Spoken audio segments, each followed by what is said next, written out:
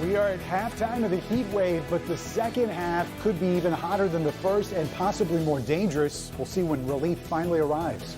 Karen? All right, Ben. Also, first at 4, a 5-year-old girl is shot. And it's hard to believe who police say pulled the trigger. We have a mother's emotional warning to other parents. Paula. Oh, Canada. Our neighbors to our north and south separated by a lake, a river, and COVID-19. I'm Paula Tutman. Why so many of our Canadian neighbors say keep the borders closed. They don't want us back for a while. Live from downtown Detroit, home of WDIV and Click on Detroit, Local 4 News First at 4 starts now. Good afternoon, everybody. I'm Karen Drew. First at 4. If you've been outside, you know we are stuck in a scorching hot streak. 5 days and counting, and there are some safety concerns when it gets this hot. So we're going to bring in meteorologist Ben Bailey for the very latest. And this is some serious temperatures we're talking about, Ben. Yeah, Karen, the one thing that really worked in our favor over the holiday weekend was the fact that the humidity was relatively low. So we still saw 60-degree lows at night, but that's going away. Humidity starting to climb, and you can tell those temperatures now starting to move even higher. 92 is where we sit right now. Some rain-cooled 80s, low 80s over in Ann Arbor. Flint right now at 96 degrees. And as we take a quick check of Storm Tracker 4, which apparently we are not going to see, so we'll check that in just a few minutes. We'll tell you, though, the temperatures not only going to climb, but those heat index readings could be running into triple digits as we head towards the end of the week. Plus, air quality alerts have been extended into tomorrow. We'll discuss all of that and see some finally cooler temperatures in just a few minutes. Well, that would be appreciated. Thank you, Ben. Now, tracking down COVID-19 exposures is something more of us will have to be watching as we try to get back to a more normal lifestyle. The daily numbers show the virus is definitely not gone, with hundreds of new cases in Michigan each day. 295 reported in the past 24 hours. Also, 3 more people have died. Sunday, that number was 0 for the first time since the crisis began.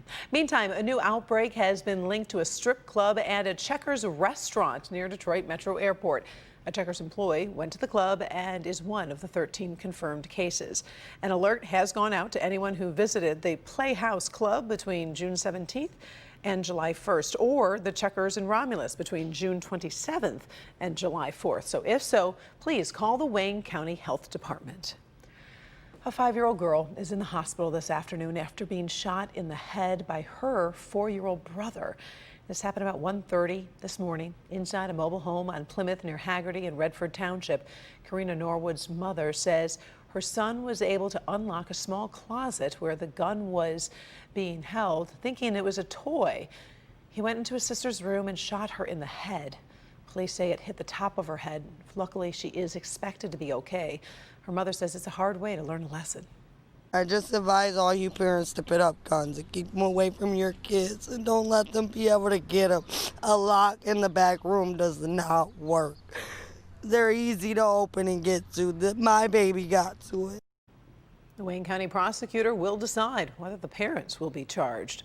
Police in Romulus are investigating a deadly stabbing at a hotel. Officers were called to the Howard Johnson on Flynn Court shortly after 4 this morning.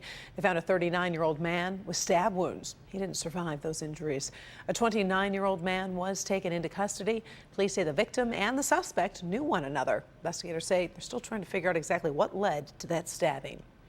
Today, the White House Chief of Staff is defending President Trump on 2 hot topics, the new coronavirus claim and reports of Russian bounties on U.S. soldiers. Let's bring in Kimberly Gill. She's in the newsroom, and let's start with the president claiming that 99% of COVID-19 cases are harmless. Hi, Karen. Good afternoon. Yes, the president made that comment over the weekend, setting off a new round of criticism and questions. Critics say he is once again downplaying the risks of coronavirus, while the president's chief of staff didn't directly defend the 99% claim. He tried to explain what the president meant. If you look at the vast majority of those from 65 years of age and younger, if they don't have a comorbidity, we're looking at this as not only not as dangerous as a number of other things that could potentially cause a loss of life, and that's the real key. Many health experts don't agree with the president's assessment. The World Health Organization has said 20% of those with COVID-19 progress to serious symptoms. The death rate here in Michigan is about 9%. Meadows did, though, downplay allegations about Russian agents putting bounties on U.S. soldiers in Afghanistan. The president says he was never briefed on that. Meadows says Democrats are blowing that story out of proportion. I can tell you that if my Democrat colleagues would take more time reading their intel briefings and less time reading the New York Times, perhaps they would look at this in the appropriate manner. Well, one more note about the president. He scheduled his next campaign rally for this coming Saturday in New Hampshire. Anyone who attends will need to sign a liability waiver in case they get coronavirus. But this event is scheduled to be outdoors at an airport. Karen, that's it for now. We'll send it back to you in the studio. All right. Thank you, Kim.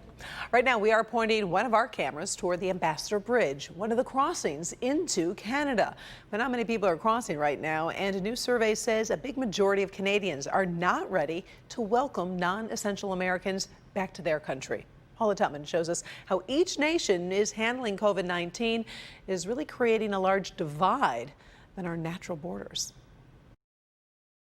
So Canada does these surveys with its citizens weekly just to kind of gauge the pulse of the nation. And this is the resident sentiment from June 23rd. The basic question on this survey was the level of welcome towards visitors. When you look at the question specifically about the United States and you average all of the provinces, Ontario has the average, 13%. Only 13% of Canadians want Canada to reopen its borders with the United States on average. Of the 5,500 miles of border the United States shares with Canada, across Great Lakes and rivers from the UP to Port Huron to Detroit, Michigan shares more than 700 of those miles to our close neighbor geographically and geopolitically. But our closest neighbor is at odds with itself. We're seeing the politicization that's going on your side of the border, that it makes it very concerning to have a free flow back and forth. The vast majority of Canadians have told their government they would prefer the borders to remain closed for now, based on the United States response or lack of response to COVID-19, says John Litke, a Windsor podcaster of Rose City Politics. I have been speaking with many people. I put up a couple posts on my social media feed just in the past hour asking if the border should remain closed or whether it should open sooner. And there was not one person advocating that it should open up sooner. On the Johns Hopkins map, the U.S. leads the world in cases. Today, almost 2.9 million cases of the coronavirus. Canada, 20 slots down, with about 107,000 cases. We're a small country in contrast to the United States. We're only 38 million, which is virtually the population of California. So, I mean, we've taken really concrete efforts here to stamp out the virus, to flatten the curve. But for some, there's a symbiosis between our two countries. Ronaldo Agostino is a businessman in Windsor who owns the very popular Cheetahs. Going out on a Saturday night would entail, having dinner in Windsor and going to a bar in Detroit, or vice versa. It's like we're a community that got split down the middle is the way I feel about it. We really can't wait to have people from Michigan come back to Windsor. Windsor, Essex, over here, we've seen high compliance of mask rates before it was implemented. For the most part, it's 90 to 95% compliance. Again, as Ronaldo said, it's not politicized, it's not finger pointing. It's a really good thing to see. I mean, we're Canadians, we're polite, so to fall into the stereotype, I help you, you help me, and that works out really well for all of us over here.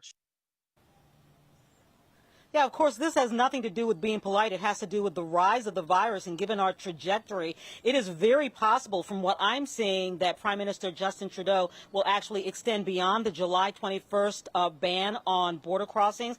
And keep in mind, he's got people in his ear who are saying just keep that border closed to non-essential travel and Americans until the end of the year, Karen. Wow. All right. Thank you very much, Paula, for that report. In other news this afternoon, the Supreme Court has voted unanimously that states can require presidential electors to support the candidate who wins a state's popular vote. So the ruling supports laws in 32 states, including Michigan, that bind electors to the popular winner. The issue came up when some Hillary Clinton supporters tried to convince electors to not support Donald Trump, even though he won the popular vote in those states. The court wanted to make this decision in advance of the November election. We definitely have some sad news for those classic country music lovers. Charlie Daniels has died after a stroke. Most of you remember him for playing the fiddle, most notably in that hit song, Devil Went Down to Georgia. Daniels loved performing live, sometimes doing 250 shows a year. In the past, even a previous mild stroke and a pacemaker couldn't stop him from performing. He once said his favorite place to play was, quote, anywhere with a good crowd and a good paycheck. Charlie Daniels was 83 years old. Still ahead, first at 4, trapped on a crowded flight. Most of us can't do much about it, but one traveler is ready to use his influence trying to make a change. In trending stories, Prince Harry and his wife talk about racism and the hidden bias that can be confusing for some people. Up first, a word of warning about ticks today. We are going to talk about 2 reasons this season could be worse than most years. What you need to know coming up in Good Health.